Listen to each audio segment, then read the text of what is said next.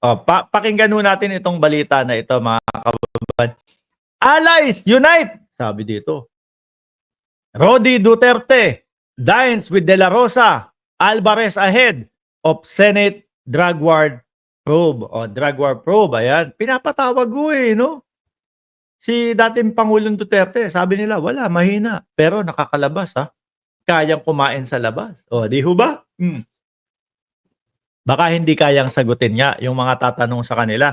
Alam nyo po, ako naniniwala doon, mga bossing. Yung interview ng dating Pangulong Duterte na sinabi niya a-attend ako diyan sa Quadcom. No, sasagutin ko lahat yung mga yan. Sasagutin ko lahat yan. At madami akong sasabihin sa sambayan ng Pilipino pag nandoon na ako sa Quadcom. Alam niyo po, ang naniniwala po ako na pasubo lang ang dating Pangulong Duterte doon sa ano. Kasi dito, mga kababayan, sa aming, kagaya nun, live interview. Kami naman po dito, live stream. Talagang rekta po kaming nagsasalita sa inyo. Rekta po namin kinakausap kayo na from sa ulo namin, no? Sabi ko na lang ulo para do sa mga DDS, sasabihin, wala ka namang utak ba't sasabihin mo utak? Yan. From dito po, ilalabas namin sa bibig namin, mga kababayan. Ganon din po sa live interview. Pero po, nako, dapat dito mauuna ng 10 seconds yung utak mo o 5 seconds yung utak mo bago mo ilabas. Sasalain mo muna sa utak mo bago mo ilabas yung mga word na sasabihin mo kung magagawa mo ba o hindi. Kapag hinamon ka ba, makakapalag ka dahil sinabi mo yun.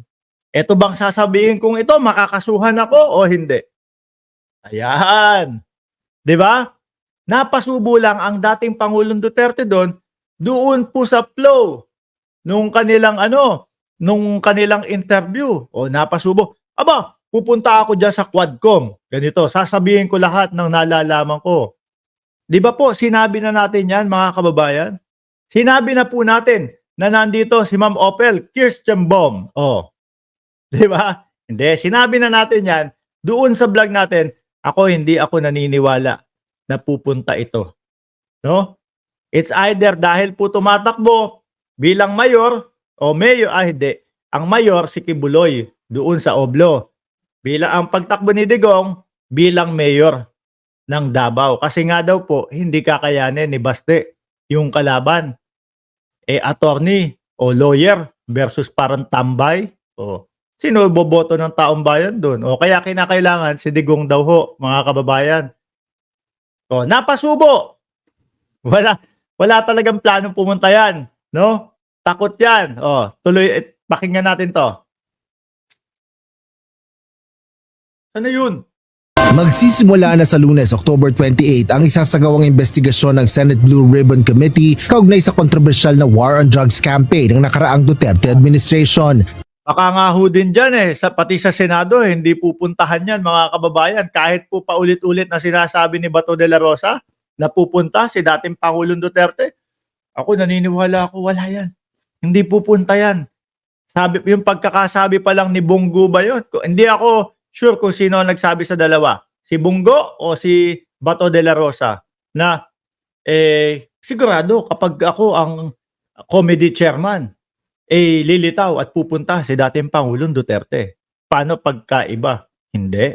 Di ba?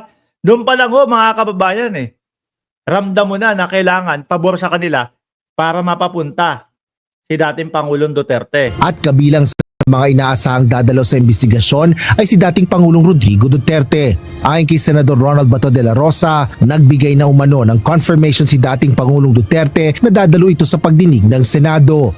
Ganon din yan, no? Nung sa Congress, sabi dadalo tapos biglang hindi naman daw.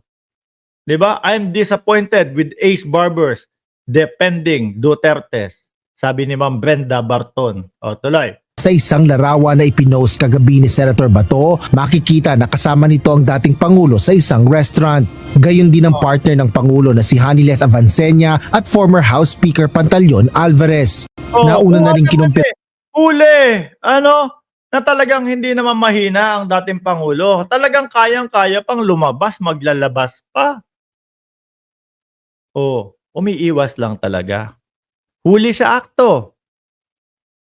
Siguro na-excite si Bato. Ayan, no? Galing yata sa Facebook page ni Bato de la Rosa. Siguro na-excite si Bato. Ipinost sa Facebook niya. Nakalimutan niya na tumanggi pala ang dating Pangulong Duterte na pumunta doon sa hearing. Oh. Siguro halo-halo na din yung isipan kung ano yung nasa loob ng isip, utak ni Bato de la Rosa. Na-excite. I-post ko nga to. Kasama ko si PRRD. Sabi ni Bilot Keha, natakot kay De Lima. Pwede din ho yan. Diba? Someday, aba, nakakapag-buffet pa. Sabi ni Ana Flores, Sir Mark, malabo nang umaten dyan dahil takot na takot yan kay De Lima.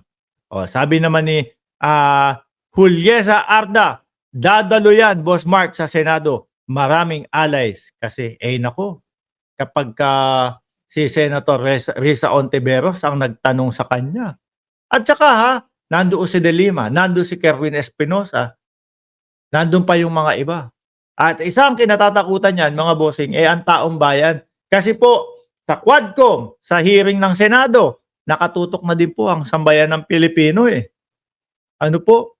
Bawat sinasabi nila, bawat isasagot nila, ina-analyze na po ng mamamayang Pilipino. Tama ba tong sinasabi niya? Totoo kaya tong sinasabi niya? May mga comparison na po yan mga yan, mga boss. Yun ang isa sa kinatatakutan nila. No? Kahit na may mga alay sila doon, tayo naman po nakamatsyag, nanonood. Oy, nako. Parang nagkakampi-kampi sila kay dating Pangulong Duterte. Para kay, PRRD Sino to? Si Bato? Sino to? Si Bungo? Sino to? Si, kung sino pa, si Tolentino. Lahat kayo walang boto. Ganun yun. Yun yung isa sa kinatatakutan nila, mga bossing. Di ba? Sabi ni Jing Garcia, Dutertes and allies, laban bawi. Naku, magagalit si Kuya Will niyan. Di ba? Sa tingin nyo, mga kababayan, okay. No, Lunes na po yan. Digong sa Senado. Aatendo, hindi. Tatapusin ko po itong topic na ito na ako po naniniwala.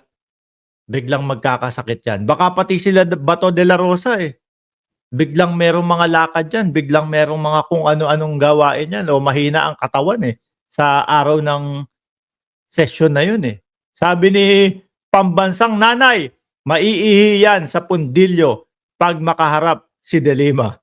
Yan bossing, mga boss, Chief Amo, sir. Last na tayo. May isa pa tayo